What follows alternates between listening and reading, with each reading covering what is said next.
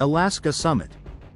Trump and Putin discuss Ukraine's future beyond NATO. The initial meeting between U.S.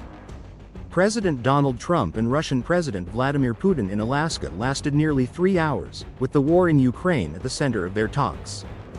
While Putin hinted at an understanding that could potentially open the door to peace, no announcement of a ceasefire followed.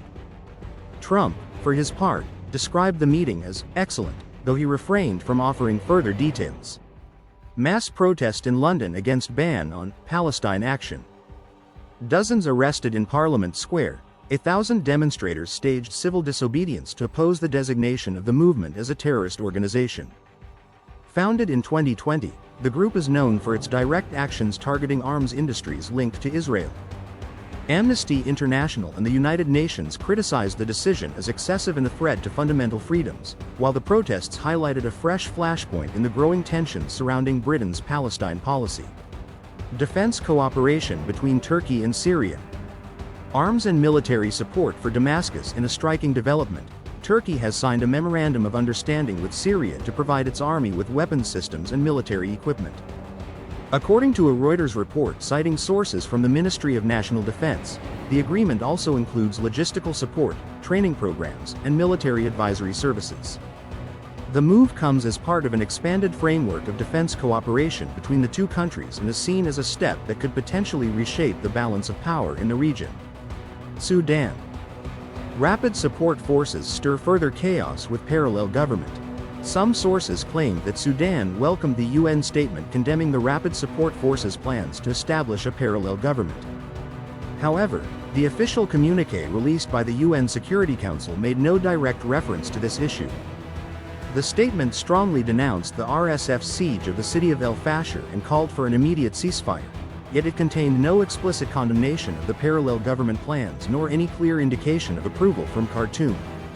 Coup attempt foiled in Mali. Mali's ruling military junta announced that it had thwarted a failed coup attempt, detaining several soldiers, including 2 senior generals. Reports indicate that the plot had aimed to destabilize the country. The incident once again underscored the persistent political tensions gripping Mali. Israeli army encircles Gaza City on the 680th day of the war. The Israeli military targeted various areas of Gaza with heavy airstrikes and artillery fire while deploying additional troops around the city in preparation for a broader offensive. At the same time, the Qassam brigades announced that they had ambushed Israeli forces in the Zaytun neighborhood. Israel urged civilians to evacuate what it called danger zones, as the UN and European bodies condemned settlement policies as a violation of international law. Palestinian groups rejected these plans, reaffirming their readiness to resist, while all these developments unfolded against the backdrop of an increasingly dire humanitarian crisis for the besieged population. This week, the Taliban celebrated the 4th anniversary of coming to power. Since seizing Kabul in 2021, the Taliban has maintained a degree of security stability across the country. Yet internationally, it remains deeply isolated, facing sharp criticism over its policies toward women and minorities. At the same time, Afghanistan continues to grapple with a worsening economic crisis. Devastating floods in Pakistan, flash floods and torrential rains in northern Pakistan have left at least 210 people dead. Among the victims were 5 relief workers whose helicopter crashed during a rescue mission. The disaster caused widespread destruction to homes and infrastructure, while authorities warned that the death toll could rise further as heavy rains continue. Washington in talks to buy stake in Intel.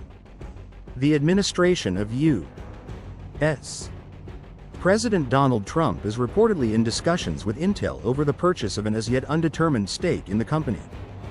The move is said to be aimed at supporting Intel's struggling factory project in Ohio.